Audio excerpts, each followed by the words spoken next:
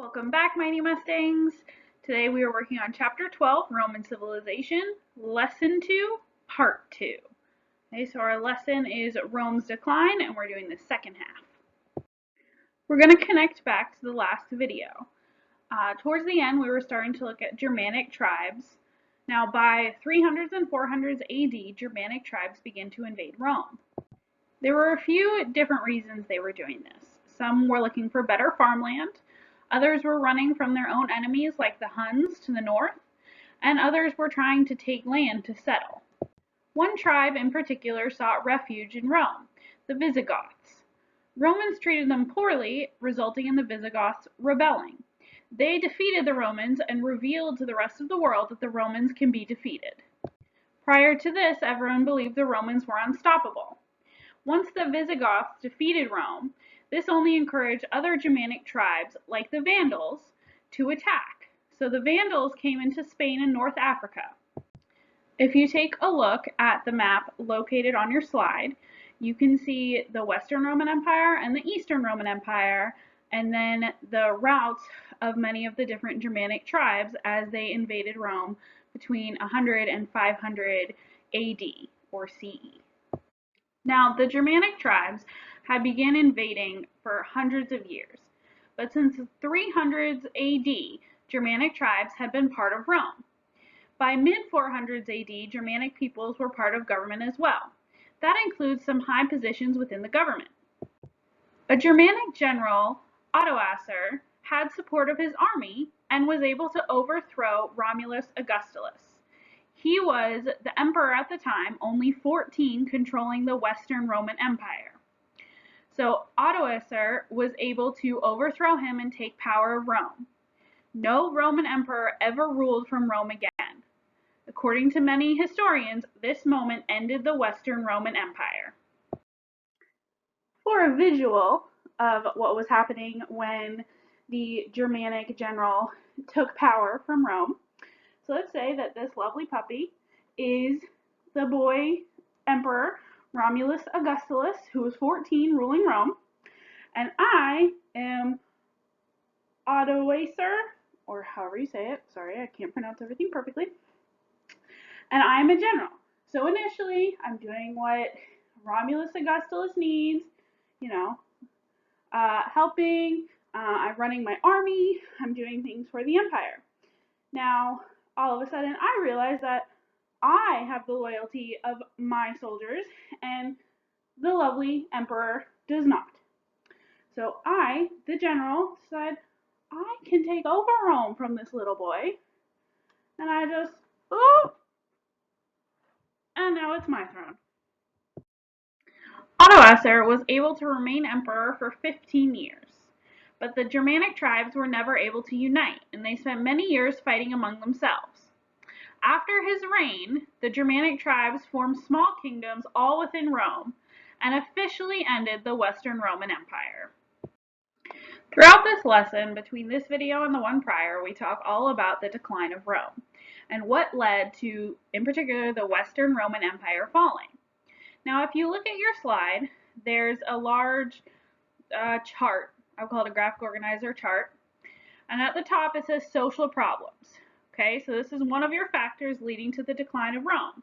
You have famine, meaning people are going hungry. Disease is spreading. That leads to a lot of unrest, like we also talked about in lesson 1.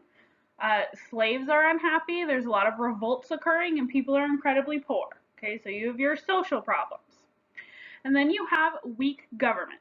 Okay, the people who previously held office, who were talented, skilled, no longer want to hold office due to all the issues occurring. So now you have people who don't know how to run the government well, who are dishonest, who provide poor leadership, and they're making things worse as well. And then you also have, for number 3, a declining economy. So income and wages fall, people aren't paying taxes, inflation is occurring. As the value of money goes down and the price of goods goes up, people are struggling to buy things, and this results in everyone remaining poor as well. Now, then you have Rome fails and divides in 2. Okay, remember we have that emperor who decides that Rome's too large divides it into Eastern and Western Rome. Okay, government still continues to fail to keep order. Violence happens, and the empires are split into two. Now, we just spoke all about the Western Roman Empire. As their Germanic tribes come in and invade, eventually a Germanic general becoming emperor, and then the entire Western Roman Empire completely falls. Okay, on the other side, we have our Eastern Roman Empire, which we talk about more in our next lesson. Okay, Constantinople becomes the new capital, and that side of the empire becomes the Byzantine Empire, which thrives for a while. During our Greek units, we talked a lot about how Greek influenced the United States government. Rome also influenced the United States government quite a lot. On your screen, you can see a Venn diagram comparing the United States and Rome and their government. Now, both Rome and the United States are republics. The difference being the United States is a democratic republic. So we elect leaders who make decisions for us, whereas Rome, citizens, which were males over 18, were able to vote directly on issues. Rome and the U.S. says that everyone is equal under the law, meaning the law applies to everyone equally, innocent until proven guilty, and both countries require that judges are fair when they're judging cases. Now, republics are most effective when people are directly involved in the government.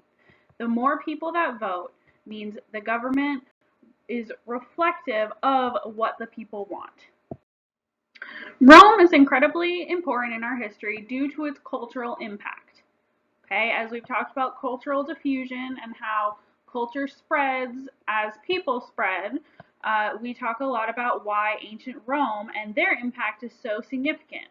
As ancient Rome spread and covered such a large, incredible area, so does their culture cover that large, incredible area. Okay, so Rome had a huge cultural impact on language, literature, and architecture, just to name a few. Rome used Latin for their language, and due to its expanse, so its large size, many countries adopted Latin as their main language as well. Latin also serves as the base of many other languages, particularly European languages such as Italian, French, etc. Many English words also have Latin roots. When it comes to literature, Roman writers like Virgil and Horace are still studied in schools today. You may even read the Aeneid in high school. Remember, the Aeneid is Virgil's story about the beginning of Rome. Our third major cultural impact we're going to discuss is architecture. Now, don't forget, Rome developed arches and domes in their buildings. The Capitol building in DC and state capitol buildings, as well as other government buildings, use these styles and methods. Romans also developed concrete, which is still a main building material that we use today. Christianity is a current major world religion, and Christianity began in the eastern part of the Roman Empire. By 300s AD, Roman emperors had adopted the religion. The empire provided safety for Christians, and they were able to travel using the extensive highways that the Romans created. The roads provided safety for Christians as they traveled, as well as allowed them to travel throughout the entire empire and beyond, able to spread their ideas. Due to the massive expanse of Rome, Christian ideas were easily spread and established prior to the fall of the Western Roman Empire. All right, Muddy Mustangs, that's all for today. Thanks for watching. Make sure you stay updated on Schoology. Until next time.